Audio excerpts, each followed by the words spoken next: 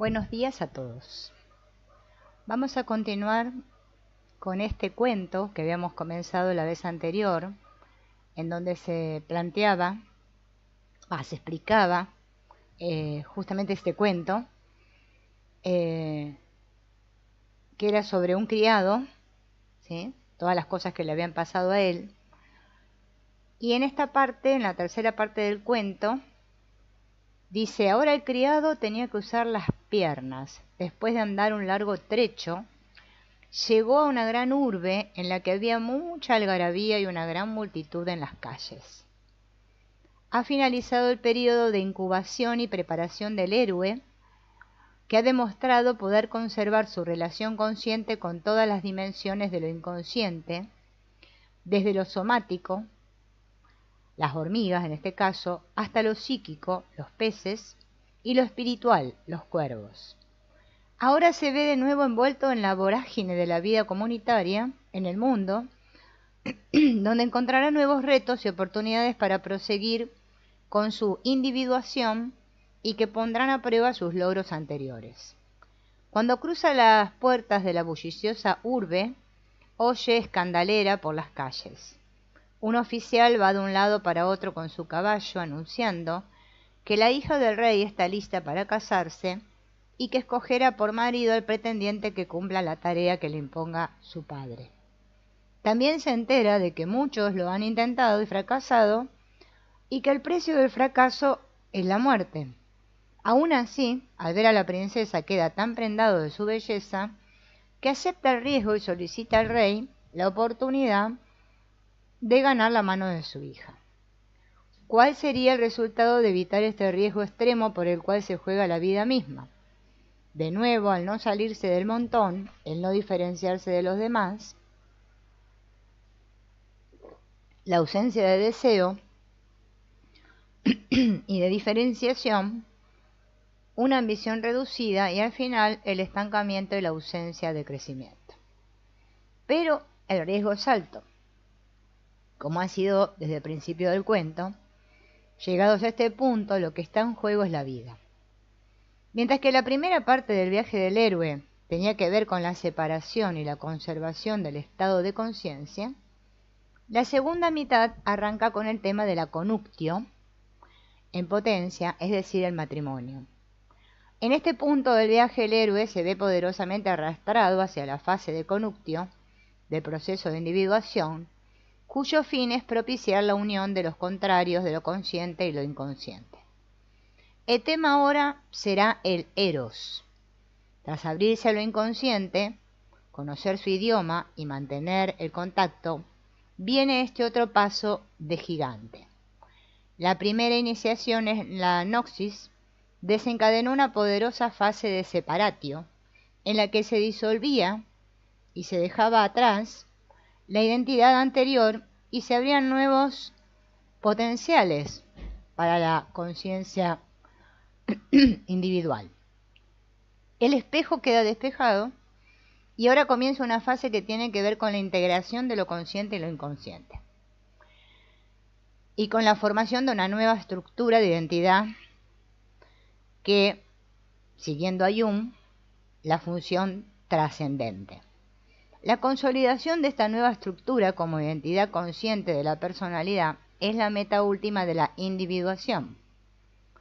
Lo que cuentos como el de la serpiente blanca pueden enseñarnos es algo acerca de la naturaleza de la individuación plena. Este cuento se llama La serpiente blanca. ¿Se acuerdan que comenzaba que el criado comía el pedacito de serpiente?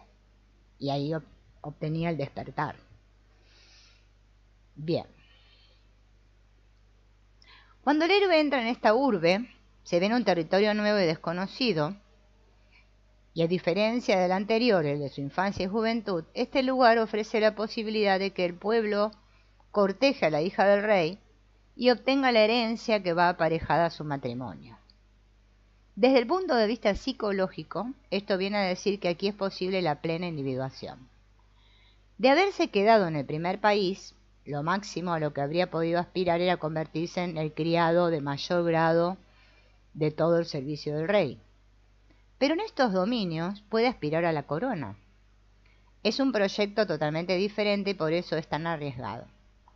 En el entorno anterior era posible alcanzar un rango elevado, pero nunca se dejaría de estar en una posición subordinada. Aquí es posible convertirse en el rey mismo. En este nuevo ámbito se hace claramente posible implicarse plenamente en las energías de Jung, denominada el yo con mayúsculas. En juego está la propia vida. Desde el punto de vista psicológico, el riesgo es una inflación tan extrema que el ego desaparece y vence la locura. Es lo que Jung encontró en Nietzsche, que llegó a identificarse con el yo de la imagen de Zaratustra. En parte para evitar esta catástrofe, pero también para demostrar que es válido, el héroe se somete a 3 pruebas, cada una de las cuales podría acabar en el fracaso y la muerte. Si lo consigue, se cubrirá de gloria y obtendrá un matrimonio con el ánima arquetípica, una connunctio que simboliza una formación estable de la función trascendente dentro de la psique. Esta es la meta única y última de la individuación. Las pruebas determinarán si nuestro héroe está verdaderamente capacitado o no para individuarse plenamente, para casarse con la princesa, el ánima, y con ello para convertirse finalmente en rey. En alquimia esta fase se conocía como solificatio. El padre de la princesa administra la primera prueba, lanza un anillo al mar y le dice que lo recupere. Presumiblemente se trata del anillo en el que el héroe con el que el héroe desposará a la princesa si logra recuperarlo. La prueba consiste en que lo echarán una y otra vez al agua hasta que salga con el anillo o hasta que muriera ahogado. Esta es una dura y difícil tarea ideada para determinar la conexión del pretendiente con los peces.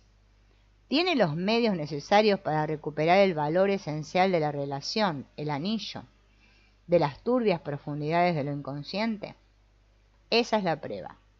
Es una prueba con la que verá si el héroe es capaz de recuperar un símbolo de connunctio cuando todo apunta a que se perderá sin que nunca pueda recuperarse. Si su relación con el héroe y con la imaginación, los peces, es inexistente o inadecuada, fracasará y morirá ahogado. Muchos desgraciados han fracasado antes que él. No pudieron recuperar la connunctio cuando estuvo presente de su conciencia. Ausente, de su conciencia. Perdieron el contacto, porque su conexión con el eros y con la imaginación resultó insuficiente para recobrar el símbolo que hubiera podido unirlos al ánima. Da la impresión de que solo unos pocos poseen esta importante conexión con el inconsciente que los ayudará a recuperar la relación de amor cuando ésta cae al mar. El hecho de que sea el rey y no la princesa quien lanza el anillo al mar significa que es el yo, con mayúscula, el que plantea la prueba. El yo sumergirá el valor y el ego individual deberá someterse a la prueba para recuperarlo, apoyándose en la fuerza de su propio eros en su relación con lo inconsciente. Si ésta es firme y viable, vencerá. Ahora es cuando el héroe obtiene el fruto del gesto compasivo que hizo en su momento a los peces. Antes incluso de entrar en el agua, los peces a los que salvó salen a la superficie y depositan el anillo a sus pies. Entonces él puede presentarse ante el rey como el pretendiente que ha superado con éxito la prueba. Para su desesperación, la princesa no se da por satisfecha, le manda otra prueba más. Tenía que recoger las semillas de mijo de los 10 sacos que esparció por todo el jardín y encima hacerlo en la oscuridad de la noche. Bien. En última instancia es una prueba de la estabilidad y fiabilidad de su contacto con el yo. El único que puede ayudarle es el rey de las hormigas, que simboliza el yo, con mayúsculas, en un nivel psicosomático profundamente inconsciente. El riesgo radica en que este pretendiente no esté lo suficientemente bien conectado con ese nivel de la psique. De ser así, se va a quedar disgregado y no saldrá de ese estado de caos y agotamiento. Será incapaz de recobrar su centro y su sentido de equilibrio.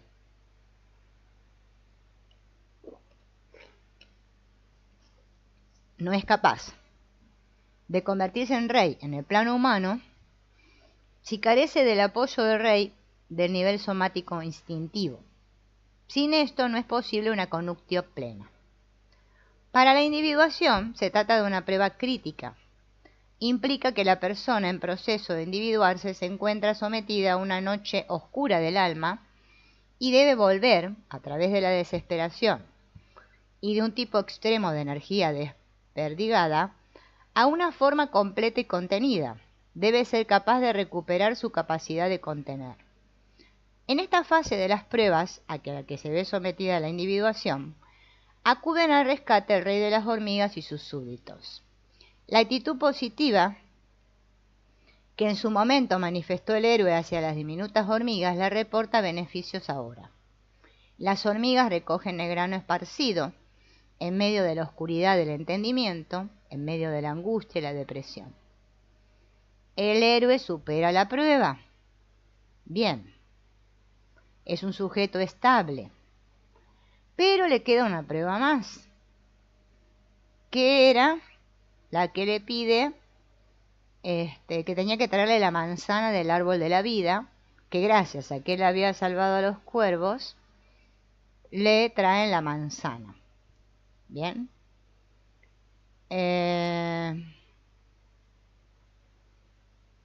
La manzana procede del jardín de las Hespérides, que se creía existía al otro lado de la montaña del Atlas, en la orilla occidental del océano. Gea, que es la tierra, regaló a Hera este árbol con motivo de su boda con Zeus, por lo que nos remite al hieros gamos, el sagrado matrimonio, clásico entre Hera y Zeus. El único que pudo derrotar a Ladón, el dragón que vigilaba el árbol, fue el gran héroe griego Heracles, que cogió unas cuantas manzanas, por ser de oro simbolizaban la inmortalidad. En la fábula que nos ocupa, esta asociación con el mito griego se combina con una referencia al mito bíblico del árbol de la vida que habla en el jardín del Edén. Luego plantó Yahvé un jardín al oriente, colocó al hombre, y Yahvé hizo brotar del suelo toda clase de árboles deleitosos a la vista, buenos para comer, y en medio del jardín puso el árbol de la vida y el árbol de la ciencia del bien y del mal.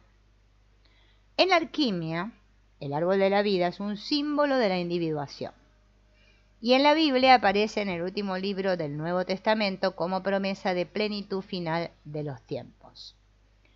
Al vencedor le daré a comer del árbol de la vida que está en el paraíso de Dios. También posee un importante significado político en el libro de la Revelación, en el que dice: luego el ángel me mostró el río de agua de vida, brillante como el cristal, que brotaba del trono de Dios y del Cordero. En medio de la plaza, una y otra margen del río, hay árboles de vida, que dan fruto 12 veces, una vez cada mes, y sus hojas sirven de medicina para los gentiles. Esto quiere decir que el árbol de la vida no solo está ahí para el alma individual, sino también para el alma política y para curar el alma del mundo.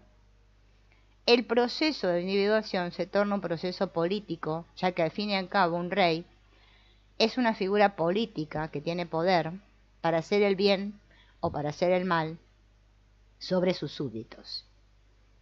La solificatio no es solo para el individuo, sino para la comunidad y para el mundo entero. Bien, entonces, los cuervos le dan la manzana de oro, ¿no? ¿Y por qué son cuervos? Porque el color negro del cuervo contrasta con la imagen de la serpiente blanca. Los cuervos, al igual que las serpientes, son símbolos ambivalentes. Pueden significar tanto la pestilencia, la mala fortuna y la muerte, y también los padres crueles, como vimos antes en nuestro relato, pero también pueden asociarse con el sol. En este cuento son símbolos positivos, en el sentido de que es solo gracias a su intercesión que el héroe logra completar el proceso de individuación. Bien.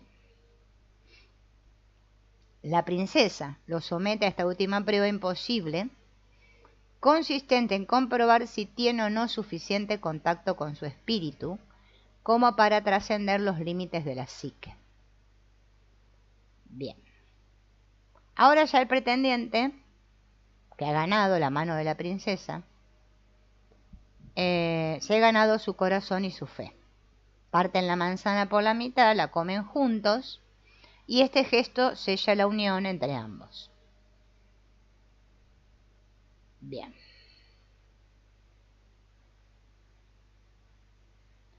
En ocasiones la historia de la individuación comienza con un Big Bang, una muerte, una pérdida, una súbita entrada en un estado de desorientación y confusión. Ese instante marca el comienzo de un viaje hacia la liminalidad y la transformación. Es lo que le pasa a la joven que se convierte en la heroína del cuento de los Grimm, llamado La anciana del bosque. En ese cuento, el secreto de la individuación es elegir la simplicidad. El problema es un hechizo, y la tarea consiste en ser conscientes de ese hechizo, o sea, de que está poseída. La protagonista de este cuento es una criada, pobre también, que se convierte en la heroína del relato.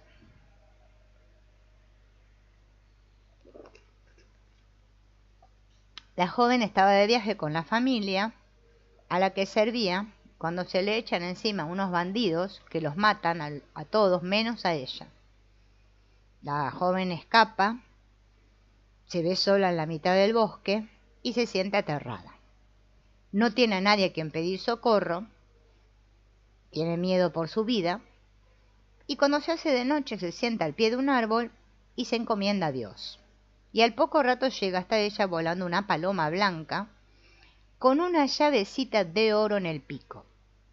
El ave le dice que meta la llave en la cerradura que hay en el árbol, en la que está apoyada, porque ahí dentro va a encontrar comida para no pasar hambre el resto de su vida. Bueno, cuando hace lo que le dice la paloma, encuentra tanta leche y tanto pan blanco como es capaz de comer, y ahora añora una cama. La paloma regresa con una segunda llave y le dice que la use para abrir otro árbol, porque en su interior va a encontrar una cómoda cama. La niña obedece, encuentra una cama maravillosa, y ahora ya puede descansar tranquila hasta que vuelve a hacerse de día. Por la mañana vuelve la paloma, y esta tercera vez con otra llavecita más, y le dice que si la usa para abrir un árbol concreto va a encontrar ropa. La joven toma esa llave y abre el árbol y encuentra las hermosas joyas y prendas. La situación se va repitiendo, ¿no? La paloma blanca acude a ella cada día y provee de todo lo que ella necesita o pide. Entonces un día la paloma le pide un favor. La muchacha accede y le dice la paloma que camina hasta llegar a una casita que hay en lo más profundo del bosque, que tiene que entrar a ella y que iba a encontrarse con una anciana, pero que no tiene que hablar con esa anciana de ningún modo. Lo que tiene que hacer es cruzar hasta una habitación adyacente en la que se encontrará una serie de anillos. Tiene que elegir el único anillo sencillo y traérselo a la paloma. La muchacha sigue las indicaciones de la paloma, entra en la casa, no le dirige la palabra a la anciana, y cuando se dispone a cruzar para entrar a la otra habitación, tiene que forcejear con la anciana que intenta impedirle el paso. Pero la muchacha logra llegar a la otra habitación donde se encuentra con un montón de preciosos anillos. Los va dejando a un lado uno a uno en busca de uno sencillo, pero no consigue encontrarlo. De pronto, se da cuenta de que la anciana pretende salir a hurtadillas de la casa con una jaula de pájaros en la mano. La niña le quita la jaula de un tirón y al mirar dentro ve que hay un pájaro con un anillo sin adornos en el pico. Lo toma y vuelve corriendo al árbol al que la paloma le había dicho que regresara. Pero la paloma no aparecía por ninguna parte. Bueno, la muchacha se queda esperándola y mientras espera se da cuenta de que el árbol no tiene tras de sí, se está ablandando y dejando de ser rígido y duro. Las ramas la abrazan y lentamente se convierten en dos brazos humanos. Se da la vuelta y descubre que hay un hombre apuesto abrazándola. Él la besa y le dice: me has salvado y me has liberado del poder de esa anciana. Todos los días me convertía durante 1 hora en una paloma blanca. Mientras ella poseyera el anillo, yo no podía recuperar mi forma humana. Ahora sus criados y sus caballos están también liberados del hechizo, y él los lleva todos a su reino, donde se casa con la muchacha y los dos viven felices hasta la muerte. Igual que el criado de la serpiente blanca, la criada de este cuento es una heroína de la individuación cuya historia ejemplifica toda una serie de momentos claves del proceso de la individuación de las mujeres. Acá el proceso se inicia con una pérdida y a la joven le quitan su sustento y apoyo, se ve sola en la oscuridad,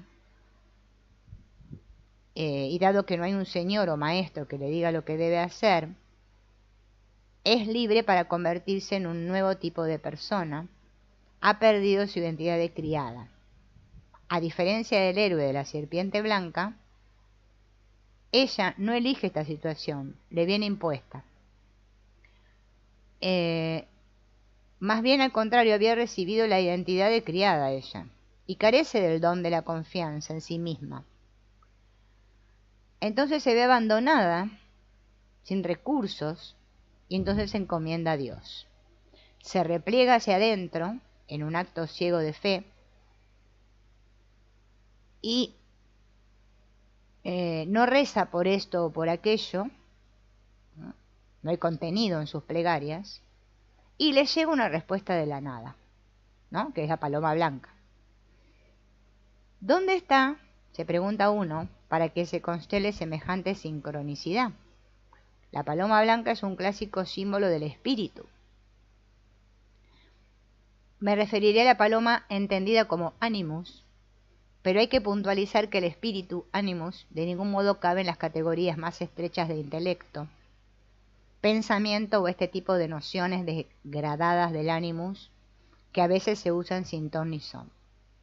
Tiene que ver con lo divino, con la espiritualidad, con el logos y con la polaridad de materia y espíritu.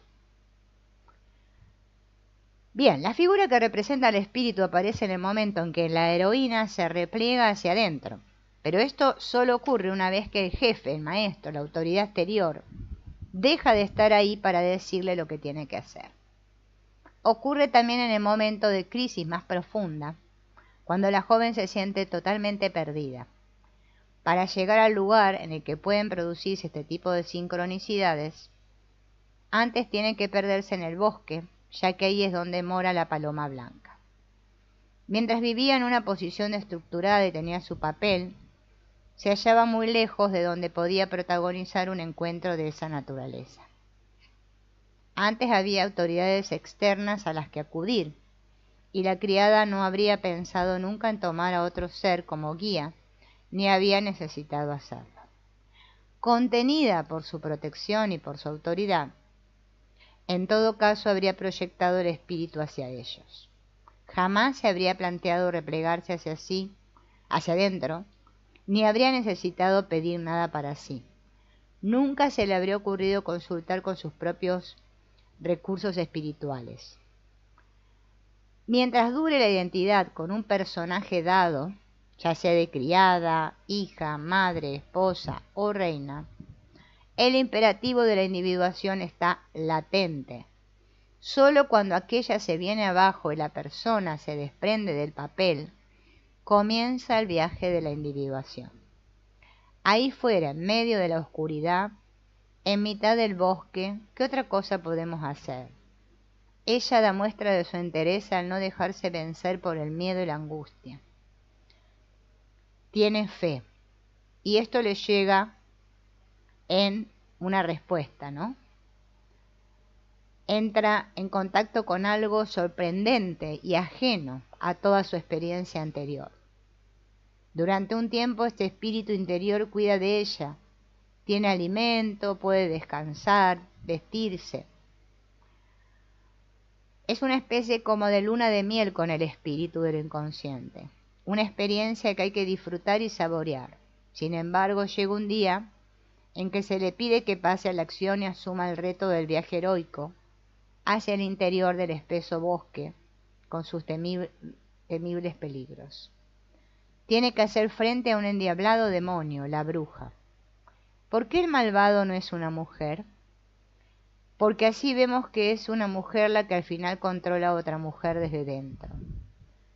Los hombres pueden comprar y vender mujeres, tratarlas y maltratarlas, pero la única verdaderamente capaz de neutralizar el ánimo de una mujer es la madre.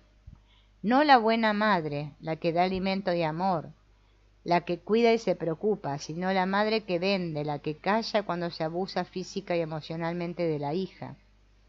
La que no planta cara al hombre que le dice a su hija que le gusta ver a las mujeres arrodilladas. Esta es la madre que ha reunido un montón de caros anillos, que los acumula y que mantiene cautivo su propio ánimus en una jaula de pájaros. Ha convertido su ánimus en un loro e insiste en que su hija haga lo mismo. La madre moldea a la hija y la lucha central de la hija es liberarse de una identificación con la madre controladora que lleva adentro. Al arrebatarle la jaula a la bruja, la heroína asume las riendas de su propia vida. Como dijo alguien, para mí el punto de la historia en el que la muchacha se convierte en su propia heroína es cuando por iniciativa propia va y le quita la jaula a la bruja. Ahí está actuando sin obedecer indicaciones previas. Está en el momento y actúa. Todos sus actos anteriores le eran dictados por otros. El ánimus de la heroína quiere volver a la vida. Esta parece ser la fuerza que impulsa su viaje de individuación en esta fase. El ánimus quiere volverse consciente y estar accesible. Quiere tornarse humano y entablar con la muchacha una relación consciente. Les da las indicaciones necesarias para liberarlo del embrujo que padece y cuando se ve libre se compromete y se casa con ella. El cuento no nos dice qué pasa después, pero lo que sí sabemos es que él es hijo de un rey, así que algún día lo será él también y se convierte en rey y también ella va a ser reina. Bueno, y las reinas pueden hablar, pueden decir lo que piensan, pueden fijar el tono de la cultura para las mujeres que formen parte de ella, y a la vez representan lo femenino de todo el pueblo. Bien, esta transformación del ego de la niña criada en la autoridad de una reina se produce gracias al contacto que establece con el ánimo de su interior y a su acción redentora para con él. Una vez hecho esto, el ánimo entra en contacto con el instinto creador y la mujer se ve capacitada para ser espiritualmente creativa, tiene autoridad interior. En primer lugar, la mujer debe despojarse del personaje de criada sirvienta que ha formado en la imagen que tiene de sí misma, en su identidad. Pero entonces no sabe quién es, ni para qué vale, para qué es válida. Si nadie necesita que le sirva, ¿para qué vale esta mujer ya? ¿Vale para algo? No es tan fácil dejar de ser una criada. En segundo lugar, debe mirar en su interior, debe rezar y después prestar oídos a ver si oye una respuesta.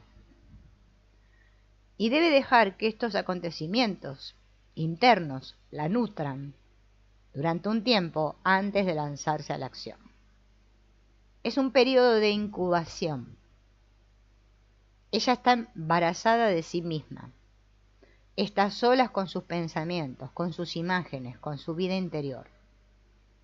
Pinta sus sueños, escribe un diario, practica la disciplina de existir por sí misma, no para otros ni por otros.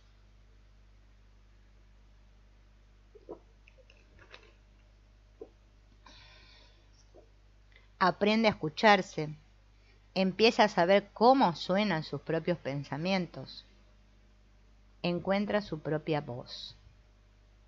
Entonces, tiene que enfrentarse a la parte de su propia naturaleza. Es la bruja, que puede embaucarla si la joven empieza a hablar con ella. Es una tentación. Una parte de sí misma no quiere desprenderse del viejo sueño de encontrar un hombre y sentirse a salvo y segura, con sus preciosos anillos de diamantes. Debe enfrentarse a la dependencia que veía en su madre, el temor reflejado en los ojos de su madre, al temor de todas las mujeres que afrontan la vida solas y sin la protección de un hombre fuerte a su lado. Tiene que enfrentarse a su más profundo anhelo de seguridad y de dependencia, y debe decirle no. Tiene que arrebatarle por la fuerza el anillo, llevarse su poder y su magia, y tiene que coger en sus manos el anillo del poder. Y luego debe llevar ese anillo a su ánimos, a su espíritu interior y vínculo con lo divino. Esto quiere decir que debe crear un compromiso con el espíritu en su interior, comprometerse a seguirlo allá donde lo lleve, a honrarlo, amarlo e inclusive obedecerlo, a renunciar a todos los demás por él. Este es el significado del anillo. Es un anillo sin adornos, con una sencilla alianza de matrimonio que representa un compromiso para toda la vida con esta relación, en la salud y en la enfermedad. Y una vez que ha hecho todo esto, ya está preparada para ser espiritualmente creativa. Ya puede dar a luz nuevas imágenes del espíritu, nuevas formas de amar y de valorar el alma, nuevos significados para su propia historia. Puede alimentarse de esta relación en su corazón, porque ella la nutrirá y la inspirará y la guiará por la senda de la obra de su vida. Esta relación posibilitará que esta mujer sea independiente de la opinión y de las expectativas de los demás hacia ella. Si sueña un gran sueño, será fuerte y libre para ir en pos de él. Esta mujer extraerá su percepción de su valía, de servir este espíritu de la creatividad y no de servir los insensatos caprichos de los egos pueriles que la rodean. Bien.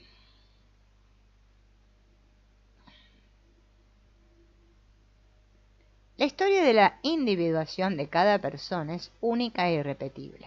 Por lo tanto, no hay recetas para la individuación. Como dice von Franz, el proceso de la individuación es por definición algo que solo puede pasarle a un ser humano y tiene siempre una forma única.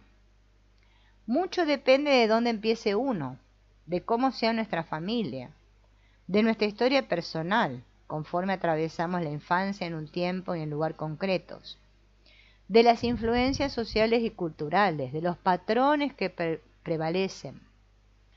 Luego están todos los accidentes y sincronicidades que dan forma al viaje de una vida.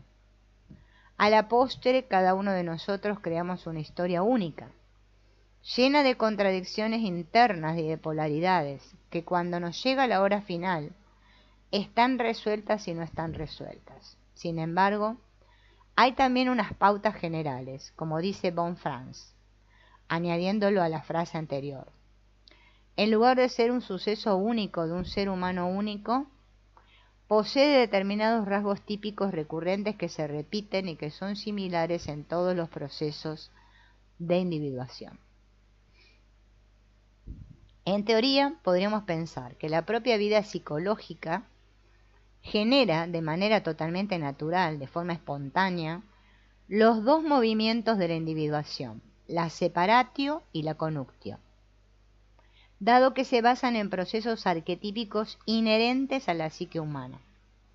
Dichos movimientos entran en juego con solo vivir una existencia arraigada en la Tierra y seguir las evoluciones que tienen lugar en la conciencia, completadas por los sueños, las intuiciones y la sincronicidad. Pero, ¿qué es natural en el ser humano? Todos nacemos y crecemos en una familia, en una cultura, con su larga y compleja historia de conflictos inscrita en ellas. Cada sujeto hereda los complejos de su familia, de su cultura, igual que las posibilidades arquetípicas de la psique, y cada uno de nosotros debe individuarse dentro de un marco social y cultural muy concreto y limitado.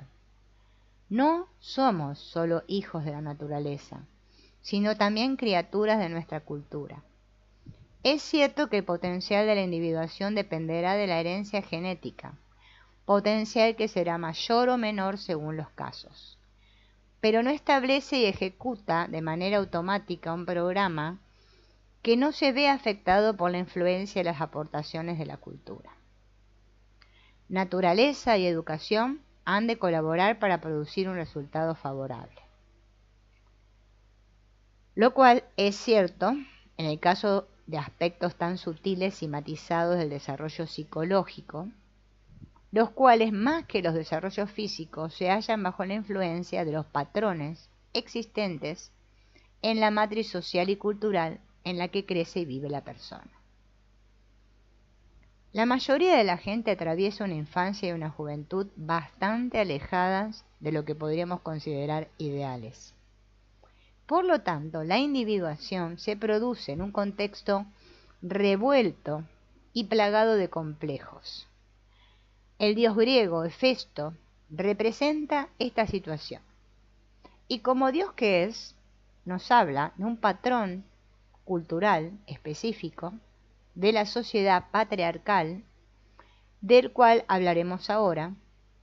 Su historia es una fábula sobre la individuación de un sujeto con defectos de nacimiento y heridas psicológicas de la primera infancia, una fábula que tiene muchas implicaciones y aplicaciones generales. Bien. La historia de un dios griego herido e imperfecto. Hefesto es un dios tullido que se asociaba con las gentes de los oficios.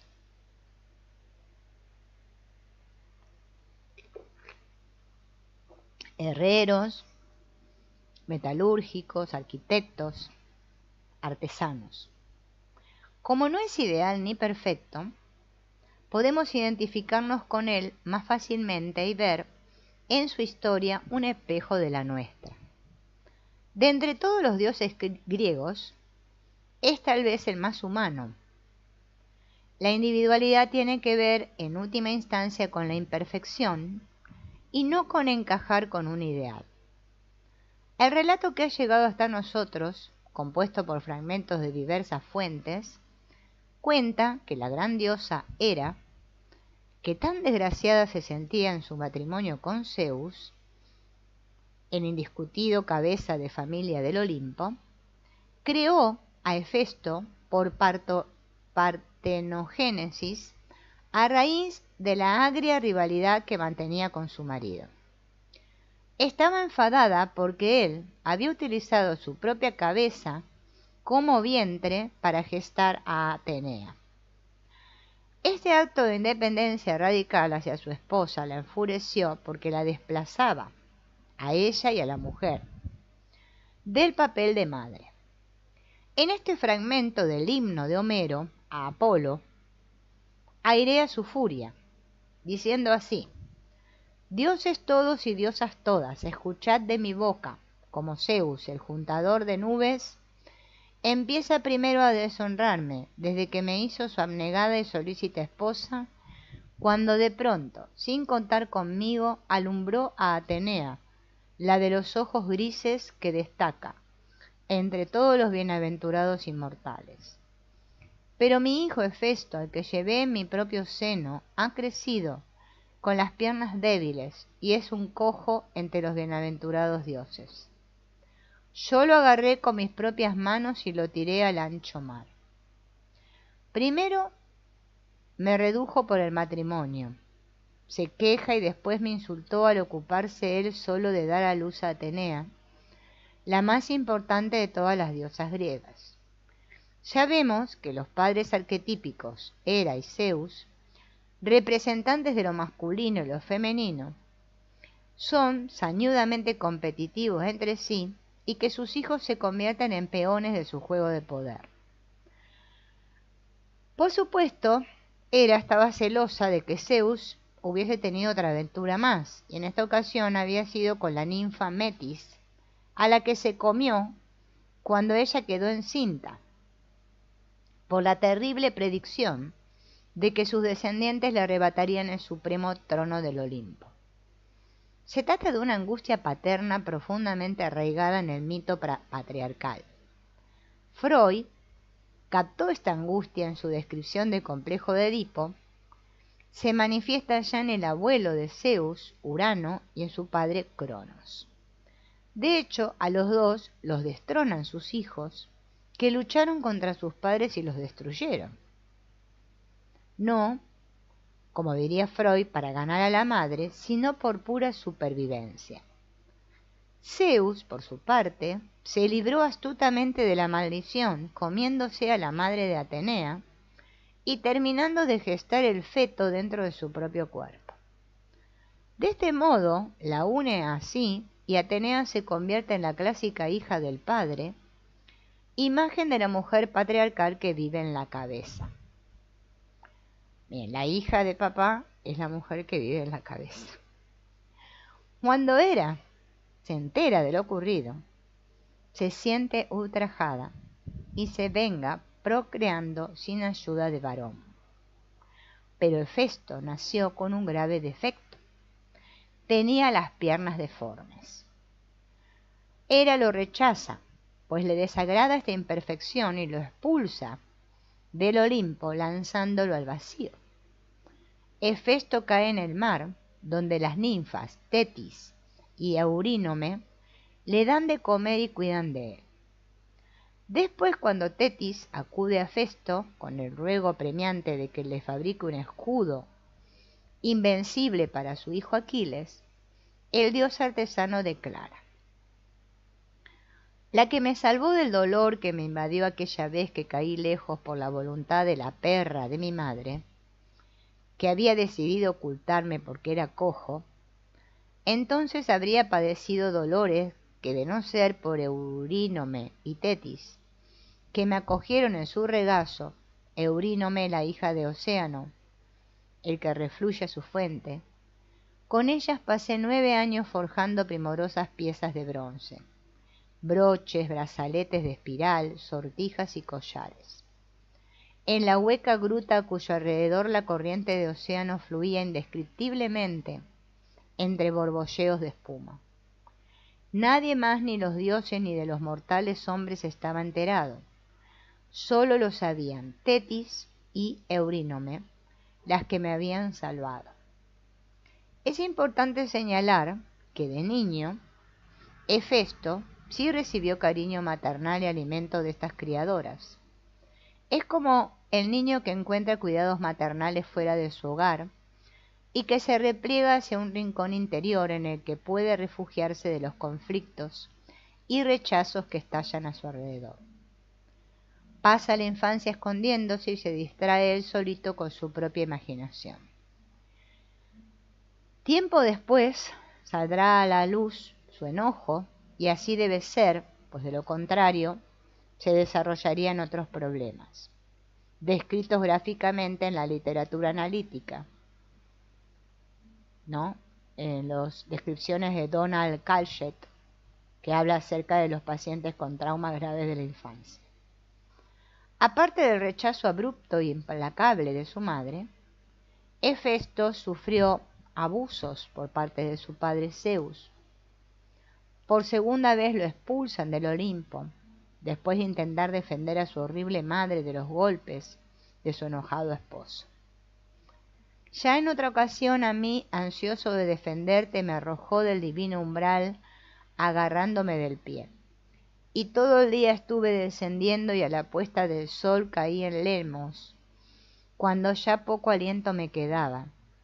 Allí los sintíes me recogieron nada más caer. Lo que tenemos es el retrato de una familia con serios problemas, en la que ha de crecer este niño, que es imperfecto, expulsado del palacio de la familia en 2 ocasiones. Hefesto es producto y víctima, a la vez, de la agria lucha entre Zeus y Hera, el padre y la madre. La Sisigia divina, ¿no?, masculino y femenino. Esta familia patriarcal está organizada de tal modo que la orgullosa madre vive enojada por hallarse bajo el puño dominador del padre, y a su vez el padre, cuando se enfada, pierde los nervios, estalla y la maltrata. La historia de Hera es una historia de rabia y furia. Antes había sido una diosa grande, pero su matrimonio, por la fuerza con Zeus, le supuso una brutal rebaja de rango y categoría.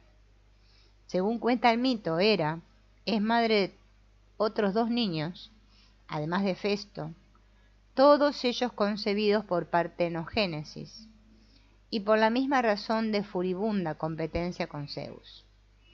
El primero es Ares, dios de la guerra, demasiado aficionado al conflicto armado y a la destrucción, reflejo de la agresividad impulsiva de Hera. Y luego está Tifón, un símbolo aún más salvaje de la furia ciega de Hera.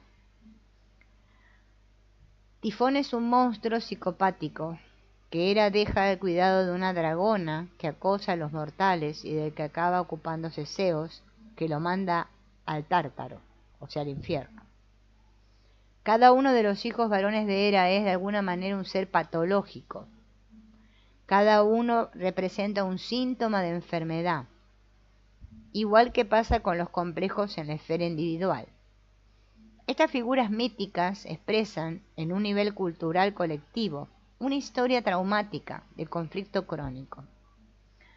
Todo esto nos indica de qué manera los procesos propios de un desarrollo sano del inconsciente arquetípico quedan desconectados si se los aparta de cualquier posible influencia decisiva en la psique colectiva. Representan 2 cosas: gritos de socorro y obstáculos para el desarrollo psicológico. Y bajo la superficie de esta situación bulle una furia y una frustración inmensas. Bien.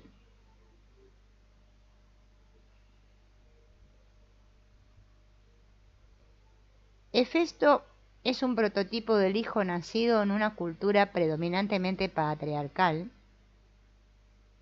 en la que una mujer concibe en un estado de furia, da a luz con sentimiento vengativo, y cría a sus hijos echándolos de su lado.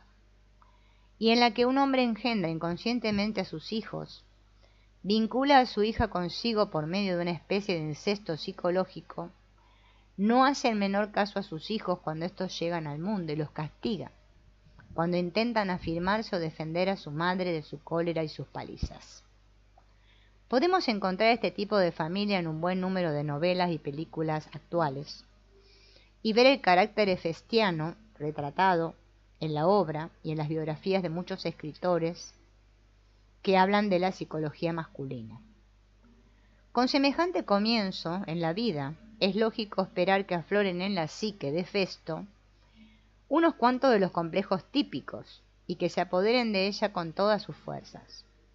Uno de los complejos es una herida emocional enconada, a menudo inconsciente, que tiene vida propia. Alberga resentimientos, agravios, intenciones hirientes y encolerizadas, y sale a la superficie de forma espontánea y muchas veces sorprendente.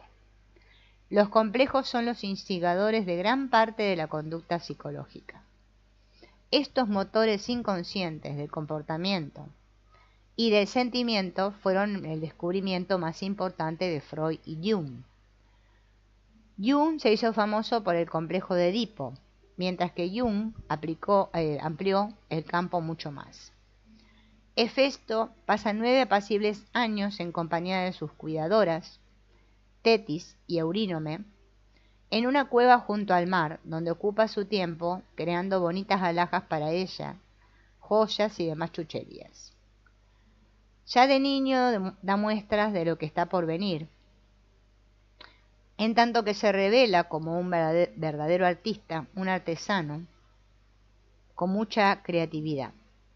Estas cualidades se le ven enseguida, pero bajo esta superficie de actividad creativa el niño recuerda también su historia personal y resuma ira hacia su madre por haberlo abandonado y rechazado. Al final el complejo acaba dominándolo y actúa conforme a lo que siente. Decide vengarse de Hera y para ello diseña un trono con trampa, con el nombre de la diosa inscrito, y lo manda al Olimpo, como si fuese obra de un artesano anónimo. Ni corta ni perezosa, Hera ocupa su sitio en ese trono, y cuando está cómodamente sentada en él, la silla se eleva de repente y la hace cautiva en el vacío. Nadie en el Olimpo logra averiguar el modo de bajarla de nuevo al suelo, o saber cómo liberarla de este desagradable trono con trampa. Si bien en un primer momento tiene su gracia, enseguida la cosa se convierte en un serio problema. Hera está atrapada y quiere bajarse del trono. Los otros dioses reconocen la mano de Hefesto en el juego y lo llaman para que libere a su madre. Pero Hefesto dice: yo no tengo madre. Abandonado y rechazado en su día, ahora le devuelve el favor. Y en su respuesta parafrasea a Atenea, quien también en el pasado había anunciado orgullosamente que no tenía madre.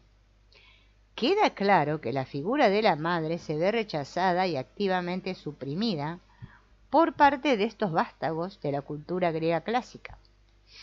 Este grave complejo de la madre negativa bloqueará toda individuación en tanto no se resuelva. Es el punto de estancamiento de la cultura patriarcal.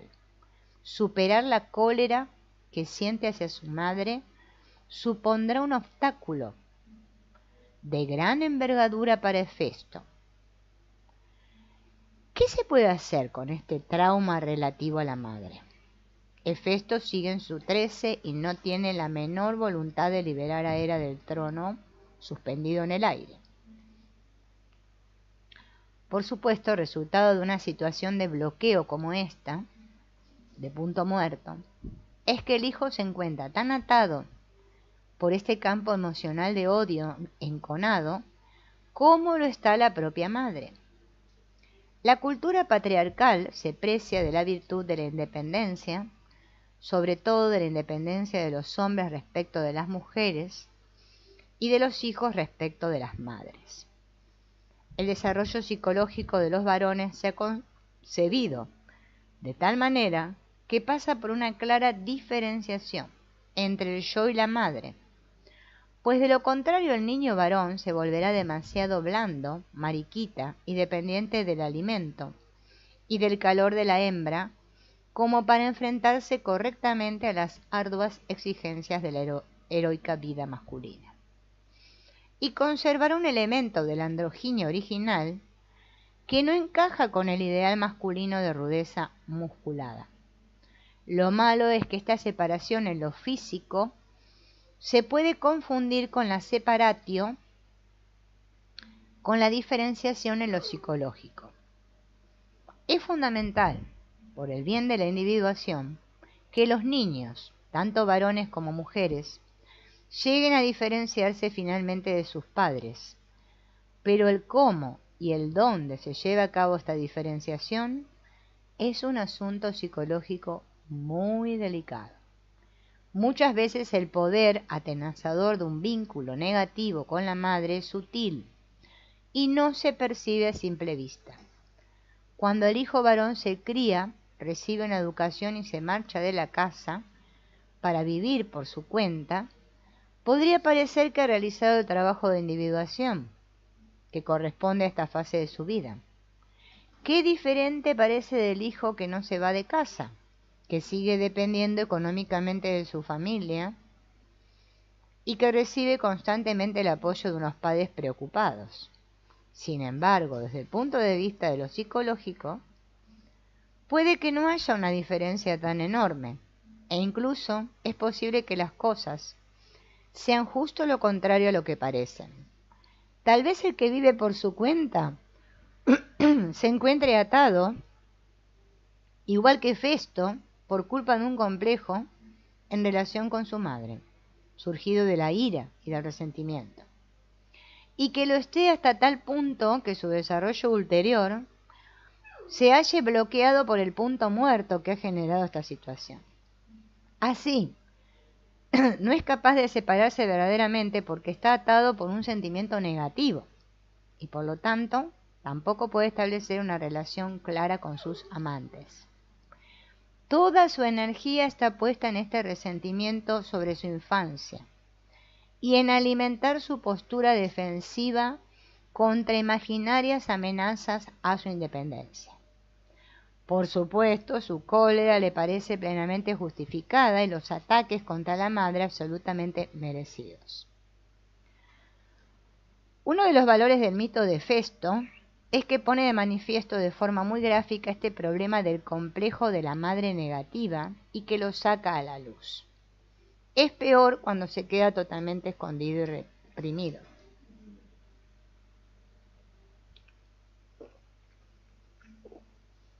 Por eso, al actuar de manera mágica a través del inconsciente, el vínculo negativo se puede convertir en una fijación permanente y casi imposible de resolver. Como el mito expone tan visiblemente este problema y lo saca a la luz, es posible curarlo y solucionarlo. Es posible aplicar una terapia. Bien. ¿Cómo vamos a aplicar esa terapia? Es lo que vamos a ver en el próximo encuentro, para curar el asunto de la madre negativa.